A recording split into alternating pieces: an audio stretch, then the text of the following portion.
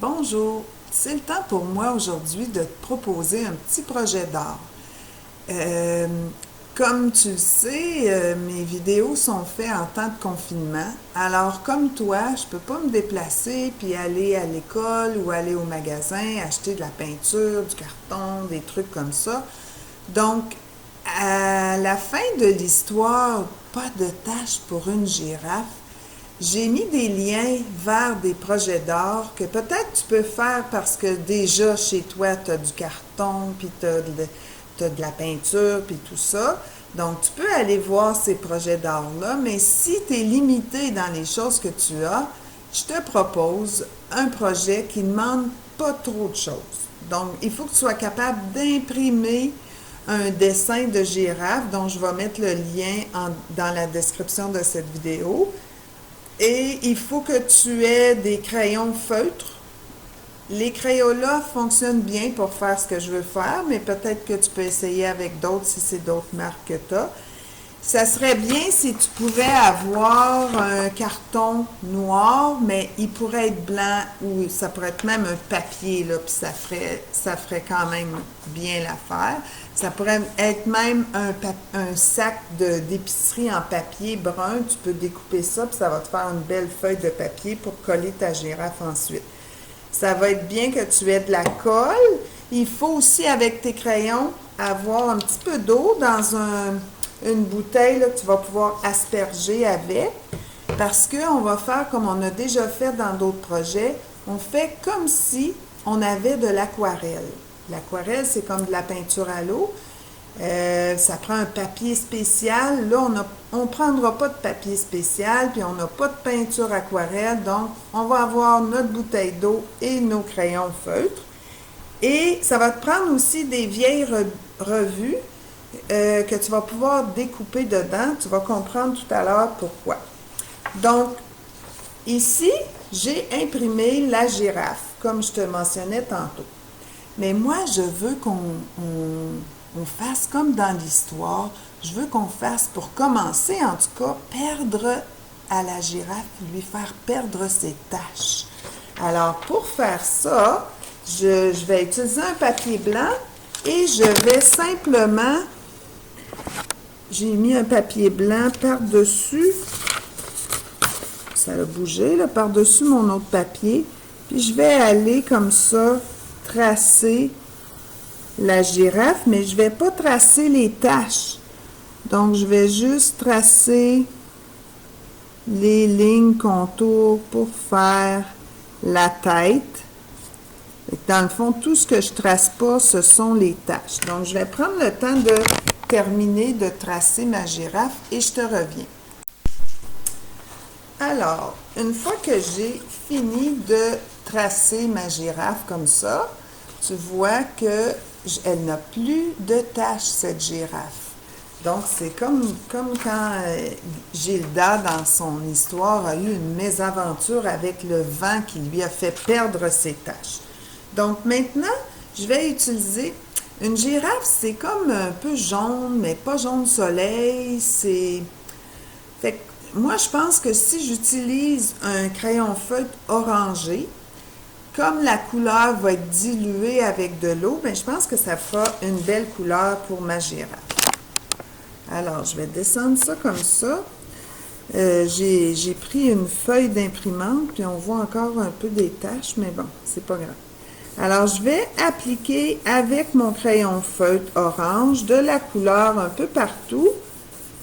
Puis c'est correct s'il y a des espaces vides. Donc, je vais juste... Puis si je dépasse, c'est pas grave non plus, parce que je vais tout à l'heure découper ma girafe. Donc, j'en mets pas trop près de l'œil. Ici, juste un peu. Bon. Et je vais utiliser un crayon mauve pour mettre un petit peu de mauve dans la langue. Parce qu'une girafe, ça a une langue comme bleu-mauve. Puis je vais aller faire des espèces de petits pompons ici, là, avec du noir. Bon.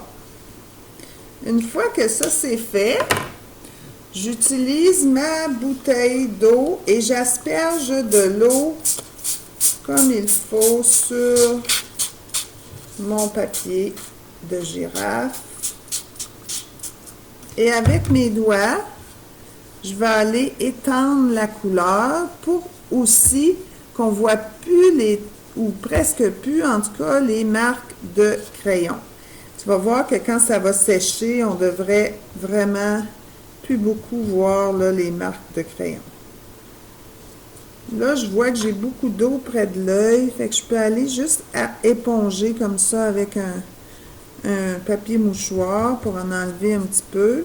Puis là, je vois que j'ai du noir qui est allé où est-ce que je veux pas. Fait que je peux facilement, avec un papier mouchoir, enlever là qu'est-ce qu'il y a en trop. Voilà.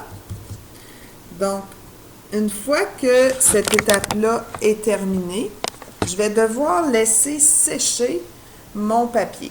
Mais là, pour que ça aille plus rapidement, pour pas que tu sois obligé d'attendre que mon projet à moi sèche, j'ai triché un peu, j'en avais fait une autre.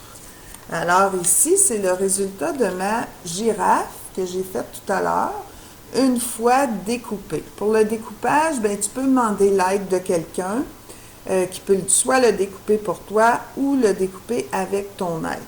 Faites-vous-en pas si on voit comme que la couleur n'est pas pareille partout, qu'il y a des petites lignes un peu comme ici ou comme ici. C'est ça qui fait joli, puis c'est ça qui donne un peu l'impression qu'on vient de faire un projet d'aquarelle, même si dans le fond ce n'est pas le cas.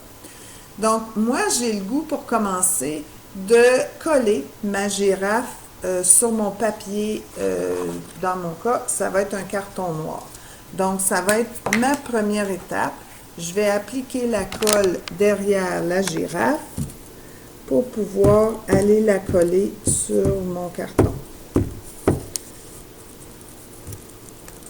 Je m'assure de bien mettre la colle sur les bords. Bon. Comme on ne voit pas la girafe en entier, je vais aller coller vraiment dans le bas, comme ceci.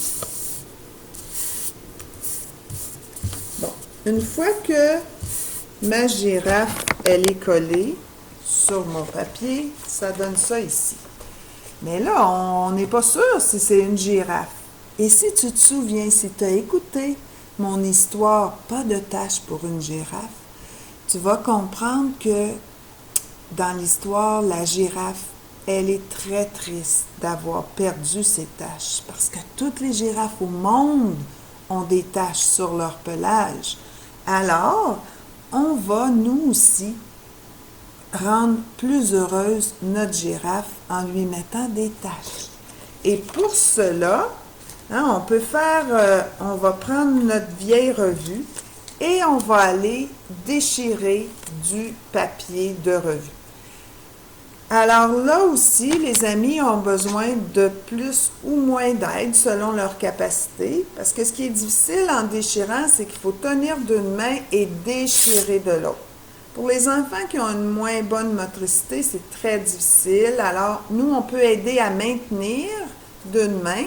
On commence un tout petit peu, on fait un petit peu là, le papier, puis ensuite, on tire. Et ça, la plupart des enfants vont être capables. Certains vont devoir prendre le papier comme ça, mais à ce moment-là, ce qu'on peut faire, c'est qu'on dit à l'enfant, ben on va choisir les couleurs des taches, parce qu'on n'est pas obligé de faire une tache avec une girafe avec des taches toutes la même couleur. Là. On fait une girafe funky un peu, là. Alors, on peut simplement dire à l'enfant, ben est-ce que tu aimerais, par exemple, qu'on fasse des taches rouge là, sur ta girafe. Oui, OK, on va faire une tache rouge. Alors, tu vas m'aider et on va déchirer une lanière. Puis, si l'enfant peut vous aider à déchirer comme ceci une lanière, bien, vous pouvez essayer qu'il vous aide à faire un petit morceau, mais comme là, moi, je trouve pour ma girafe, c'est un peu gros. Mais moi, l'adulte, je peux aller faire une tache un petit peu plus petite. Et là, évidemment, on va mettre de la colle. Oups. voyons, derrière la tache, qu'on va venir ensuite coller sur ma girafe.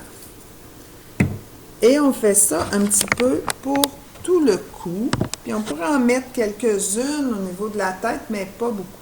Donc, donnez-moi 2 petites minutes, je vais compléter ma girafe et vous la montrer.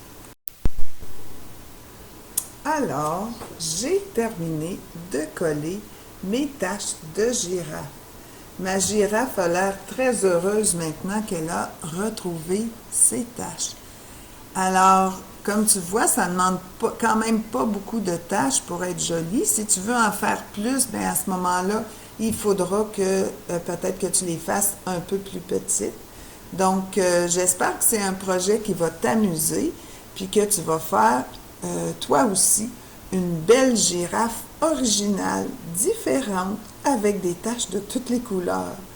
Sur ce, je te souhaite bien du plaisir, une bonne fin de journée et reviens me voir. Je vais te proposer d'autres histoires, peut-être d'autres projets d'art ou d'autres activités.